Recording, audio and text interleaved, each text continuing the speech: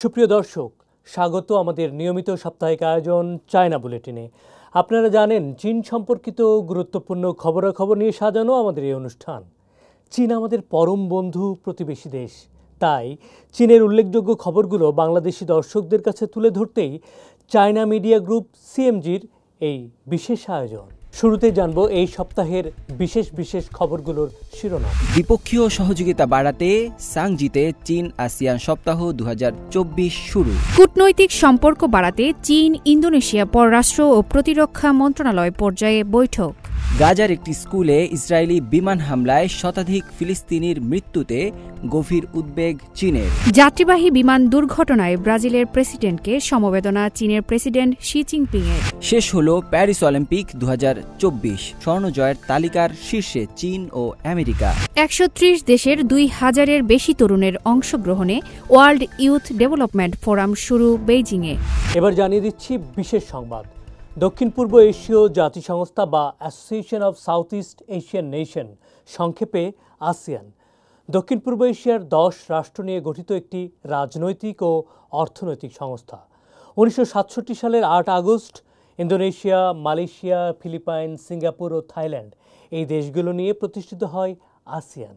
এরপরে আরও কিছু দেশ এর সদস্যপদ লাভ করে। বিগত 3 বছরে আসিয়ান দেশগুলোর সঙ্গে চীনের সম্পর্কের উন্নয়ন হয়েছে। চীন চায় এই সম্পর্ককে আরও শক্তিশালী করতে। চীনের শানসি প্রদেশের ছাংজিতে সোমবার চীন আসিয়ান সপ্তাহ 2024 শুরু হয়েছে। এই অনুষ্ঠানে চীনা পররাষ্ট্রমন্ত্রী ওয়াং ই এক অভিনন্দন বার্তা পাঠিয়েছেন। বার্তায় তিনি বলেছেন, 2021 সালে চীনা প্রেসিডেন্ট শি জিনপিং আসিয়ান দেশগুলোর সঙ্গে দ্বিপক্ষীয় সার্বিক কৌশলগত অংশীদারি সম্পর্ক স্থাপনের ঘোষণা দিয়েছিলেন। এরপর থেকেই চীন ও আসিয়ান অভিন্ন কল্যাণের সমাজ গড়ে উঠেছে ধাপে ধাপে, যা শান্তিপূর্ণ, নিরাপদ, সমৃদ্ধ, সুন্দর, বন্ধুত্বপূর্ণ জন্মভূমি বিনির্মাণে ব্যাপক সফলতা অর্জন করেছে, যার ফলে 200 কোটিরও বেশি মানুষ পরস্পরকে সম্মান এবং পারস্পরিক সমঝোতার অবস্থান তৈরি করেছে। চীন ও আসিয়ান দেশগুলোর সঙ্গে বাজার উন্নয়নের অনেক সম্ভাবনা রয়েছে। এবারের চীন আসিয়ান সপ্তাহের মাধ্যমে দ্বিপক্ষীয় সহযোগিতার নতুন খাত সম্প্রসারণের আশা করছে ওয়াং ই। বিজ্ঞান ও প্রযুক্তি বিপ্লব ও শিল্পগত সংস্কারের সুযোগে পরস্পরের প্রাধান্যকে কাজে লাগিয়ে দ্রুত যৌথ উন্নয়ন জোরদার করা হবে এবং গুণগত মানের উৎপাদন শক্তি উন্নত করা হবে, যাতে সবার নিজস্ব উন্নয়নে নতুন প্রাণশক্তি যোগান দেওয়া যায়। সেই সাথে আসিয়ানভুক্ত দেশগুলোর আঞ্চলিক স্থিতিশীলতা এবং সমৃদ্ধি বৃদ্ধিতে সহযোগিতা করা যায়। সদ্য শেষ হলো প্যারিস অলিম্পিক 2024। প্রথমেই যদি পদক তালিকার কথা বলি, 40 স্বর্ণ পদক জয়ে তালিকার শীর্ষে রয়েছে চীন, সেই সঙ্গে রয়েছে আমেরিকাও। আর এবারের অলিম্পিকে সর্বোচ্চ পদক গেছে আমেরিকার ঘরে, 126টি। এই পদকে জয়ের তালিকাতে 27টি সিলভার ও 24 ব্রোঞ্জ নিয়ে 91 পদক জিতে চীন রয়েছে তালিকার দ্বিতীয়তে। বিদেশের মাটিতে এটাই অলিম্পিকে চীনের সর্বোচ্চ সাফল্য। এছাড়া প্যারিস অলিম্পিক গেমসের বিশ্বব্যাপী দর্শক সংখ্যা ইতিহাসের নতুন রেকর্ড সৃষ্টি করেছে এবং ইন্টারনেট স্ট্রিমিংয়ে মিডিয়া ভিউয়ের সংখ্যা গত 2 অলিম্পিকের মোট সংখ্যাকেও ছাড়িয়ে গেছে। চীনের এআই প্রযুক্তি অলিম্পিক সম্প্রচারে গুরুত্বপূর্ণ ভূমিকা রেখেছে। সম্প্রতি গাজার একটি স্কুলে ইসরায়েলি বিমান হামলায় শতাধিক ফিলিস্তিনের মৃত্যুতে গভীর উদ্বেগ প্রকাশ করেছে চীন।